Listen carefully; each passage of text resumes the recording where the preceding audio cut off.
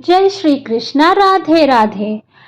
हल छठी हर साल भाद्रपद माह के कृष्ण पक्ष की षष्ठी तिथि को मनाई जाती है।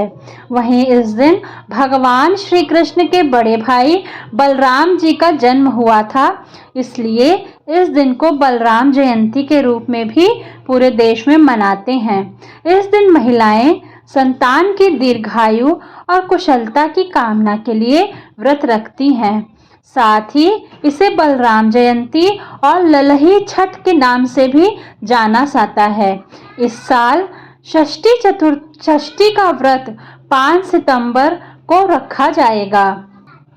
पंचांग के अनुसार भाद्रपद माह के कृष्ण पक्ष की षष्ठी तिथि की शुरुआत 4 सितंबर 2023 को शाम 4:42 पर हो रही है और यह अगले दिन 5 सितंबर 2023 को दोपहर 3:45 पर इसका अंत हो जाएगा। सूर्योदय के अनुसार हल छठी 5 सितंबर को मनाई जाएगी।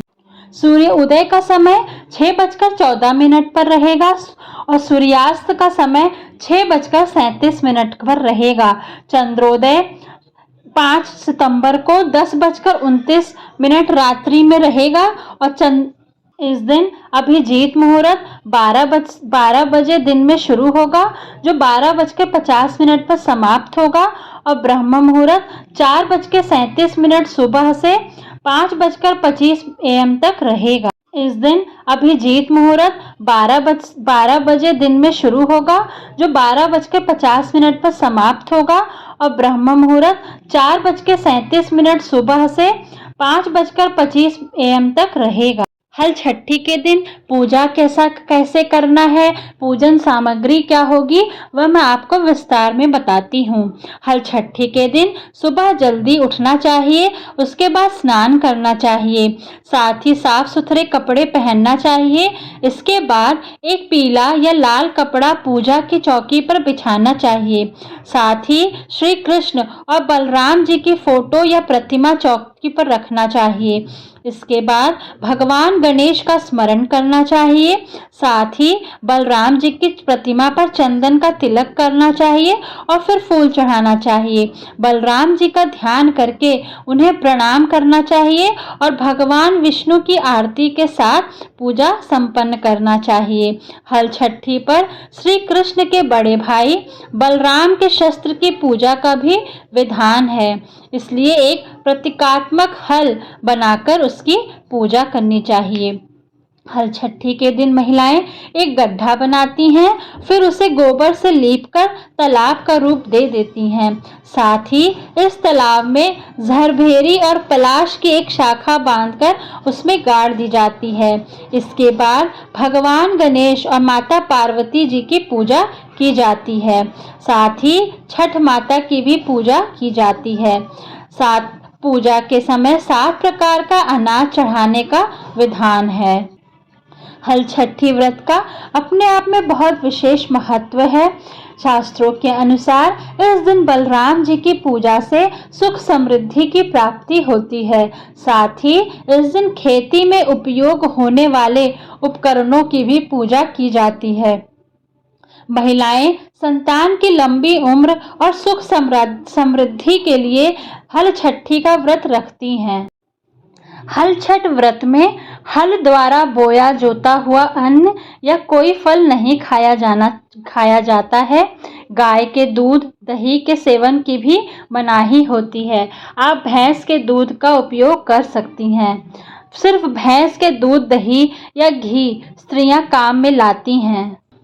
तो आप इस बात का विशेष ध्यान रखिएगा कि हल से जोती हुई जो खेत में जिसमें हल जोता हुआ हो, उसके कोई भी फल सब्जी का आप इस दिन उपयोग ना करें। गाय के दूध से बनी हुई कोई भी चीज़ इस दिन आप पूजा में इस्तेमाल ना करें। अब मैं आपको एक बहुत ही प्रचलित कथा सुनाने जा रही हूँ, जो हल छठी पूजा के बाद महिलाओं को सुनना ज़रूर चाहिए। आइए गणेश जी का नाम लेकर शुरू करते हैं हल छठी व्रत कथा। पौराणिक कथा के मुताबिक एक बार एक ग्वालिन गर्भवती थी। उसका प्रसव काल नजदीक था, लेकिन दूध दही खराब न हो जाए इसलिए वह उसे बेचने चल दी।